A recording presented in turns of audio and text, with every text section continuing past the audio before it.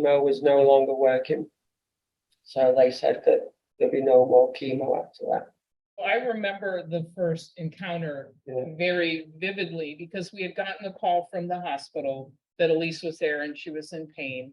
So we knock on the door and we walk in and Elise is in the bed and then there's all these people. They're all here and they're all like fiercely advocating for her.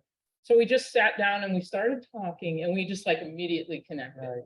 We're talking, we're chatting, we're laughing, and then we were just like laughing out loud. Yeah. And I thought to myself in that moment, like, what if someone like in the hall thing, here the hospice team comes in and it's all doom and gloom and we're laughing and all they hear is laughter coming from the room. But that was like the first lesson, like you can put that aside and Elise was able to do that, put that aside and focus on the moment, the joy in the moment, the connection with other people. We had that from day one. It was a great lesson. Elise said when you'd left, I like them too. I'm so happy. I'm so happy. She was really happy that, that she had someone as well to talk to that wasn't us, She'd been in the room there for a year basically with me nearly.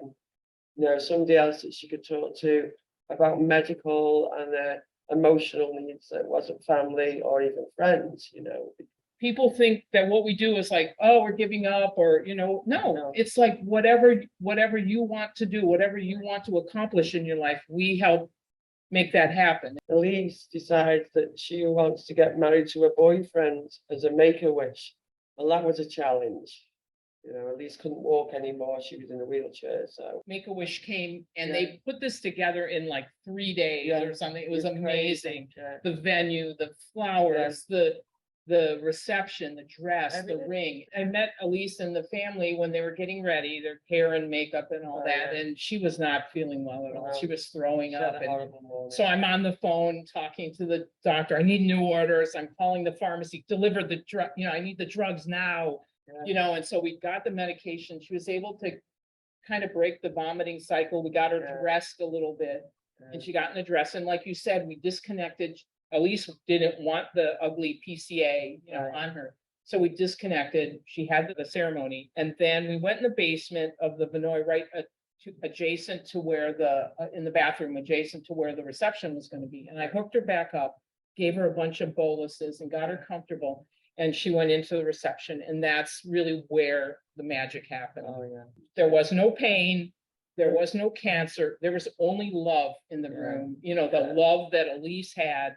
And Elise had she had this pureness about her. She was just this pure love. There was pure love coming out of her. And I think like we all have a piece of that love that God puts in our heart, or it is God, I don't know. But she was just able to let her shine. Because I drive all over the county here, going from one child to another. And I think about that love in my heart. And sometimes I have like a big to-do list or goals that I want to accomplish in a visit. And I think to myself, let your love shine. And that's from Elise. I knew Sarah had Elise's back. I knew that I could trust her with any decision that she made, the care that she needed and what she needed. I knew I could trust her. So there was a lot of respect there for me. It was constantly titrating medications to find the sweet spot so that she was out of as much pain as we couldn't get her pain free, but to get her out of as much pain as we could and to deal with her other symptoms because she was very anxious.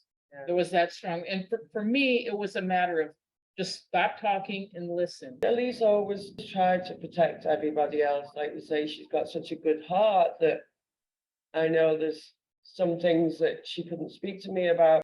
Even when you have strong faith, you are scared. You're scared about what's going to happen. And she was scared. Like, even though she knew she was going to heaven, it was not easy for her. It was a struggle. She had a lot of fear, and the fear caused her to have more pain, and the pain caused her to have more fear. I wanted her to know that I would be someone that would not judge her. She could tell me anything, and I was there to listen to her. And that's what teenagers want. My best teachers have been patients and families.